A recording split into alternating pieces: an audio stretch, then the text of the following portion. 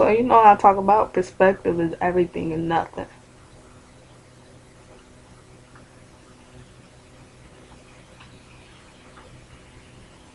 Somebody said, I know I heard it over again in my lifetime, especially having grown up in the South. Can't stand heat, get out the kitchen. Can't stand the heat, get out the kitchen. Can't stand the heat, get out the kitchen.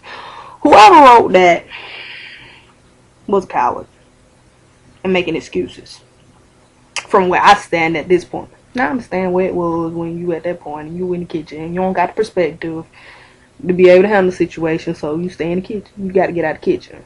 Just like, what's his name was? What the man's name was? Think, think, think.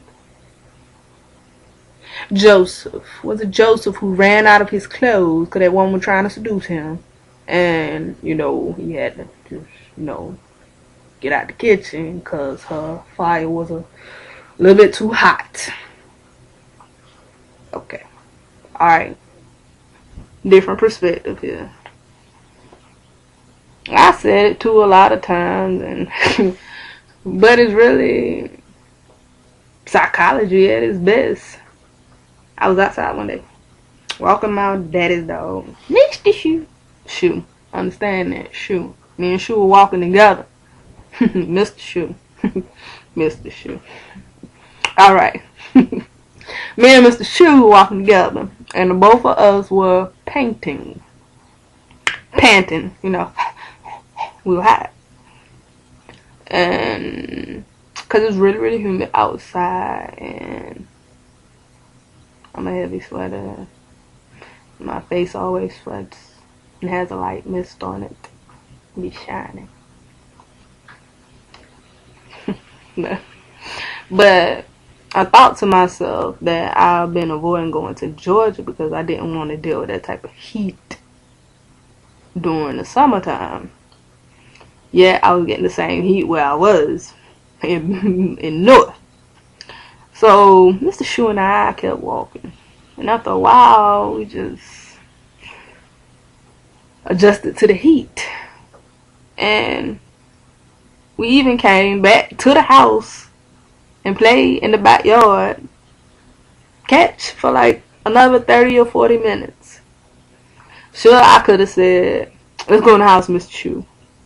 But then the dog wouldn't have gotten walked. And we all know what walked means. It means need to poop. And he would have been like real antsy, because dogs get antsy when they don't get walked. And each time we walked out the door, we would have dreaded the heat. But while we were walking out in the heat, we built up our endurance. 2 days later, it was 10 degrees hotter than the day it was that I had complained about it being too hot. And the dog still had to be walked.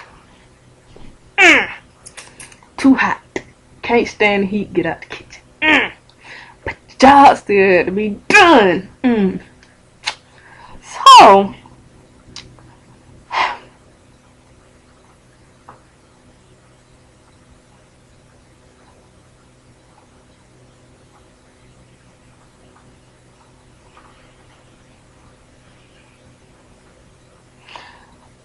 I remember like this moment. I'm sorry, I had a pause in my verbal because I was remembering a moment. It was like rain, snow, sleet, or hail. Isn't that the motto of the postal workers? Rain, snow, sleet, or hail. They'll always be there. That's like dogs. They have to go rain, snow, sleet, or hail. And of course, this winter, as the winter storms have been blowing through, it was days I wish that dog was like Dr. Doolittle and he could go to the bathroom. The movie Dr. Doolittle. Yeah, I was like really hoping, but it didn't happen. But he reminded me, Mr. Shoe reminded me that when in the fire, we have to hold our heads down low. But it isn't because we're ashamed. He held his head down low because he knew that it was the best position for maximum efficiency. And it made me think about, likewise, when stuff gets hot, real hot in real life, a humble spirit or head low doesn't mean that I'm stomped or defeated. It's the best way to make it through the fire. Can't walk through the fire with your head up in the smoke clouds, but you can make it if you get down low to the ground and keep on moving. I say stay in the kitchen. The pot, the fire, because there will always be hot situations. There will always be things that have to be done regardless of the environment around you. Might be tough. Tough don't mean impossible. I read the story. But this is what I took from it. Joseph, you ain't had to run. You need to handle that situation. So he kept running long after that too, in other ways. But we'll have to cut that. Alright, peace.